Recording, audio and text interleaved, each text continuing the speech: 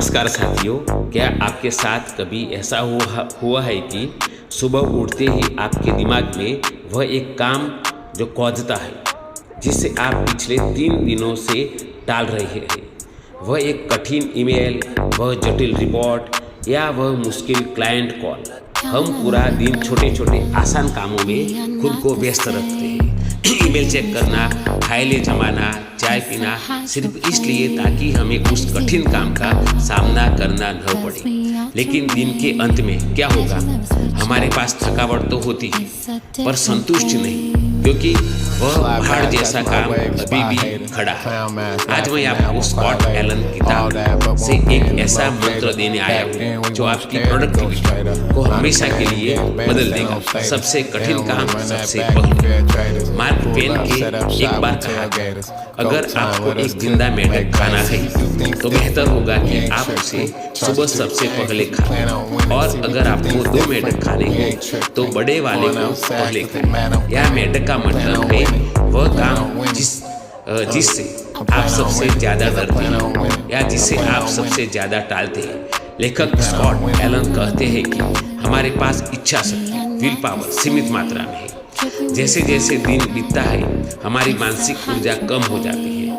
यदि आप मुश्किल काम को शाम के लिए छोड़ देते हैं तो यकीन मानिए वह कभी पूरा नहीं होगा। लेकिन यदि आप सुबह के पहले 90 मिनट उस सबसे चुनौतीपूर्ण काम को देते हैं तो न केवल वह काम पूरा होगा बल्कि आपका आत्मविश्वास आसमान छूने लगता है। साथियों, बिजी होना और प्रोडक्टिव होना 2 अलग बातें हैं। हम अक्सर खुद को यह कहकर धोखा देते हैं कि मैं बहुत व्यस्त हूँ, लेकिन क्या हम उन कामों में व्यस्त हो जो वास्तव में परिणाम लाते हैं? स्कॉट एलन क्रिएटिव प्रोकेंशन रचनात्मक टालमटोल के बारे में चेतावनी देते हैं। यह वह स्थिति है जहां हम कठिन काम से बचने के लिए जानबूझकर छोटे और कम जरूरी कामों में उलझ जाते हैं।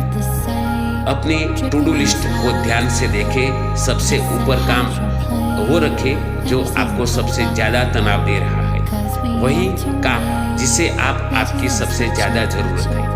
जब भी हम कुछ बड़ा या कठिन काम करने की कोशिश करते हैं तो हमारे अंदर से एक आवाज़ आती है, कल करेंगे, अभी मूड नहीं है, शायद मैं इसे ठीक से न कर पाऊँ।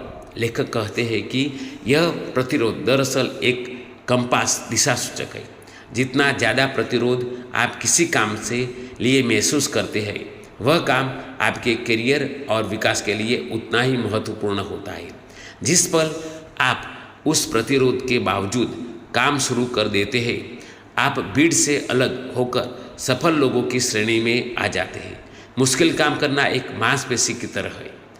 आप इसे जितना करेंगे यह उतनी ही मजबूत होगी।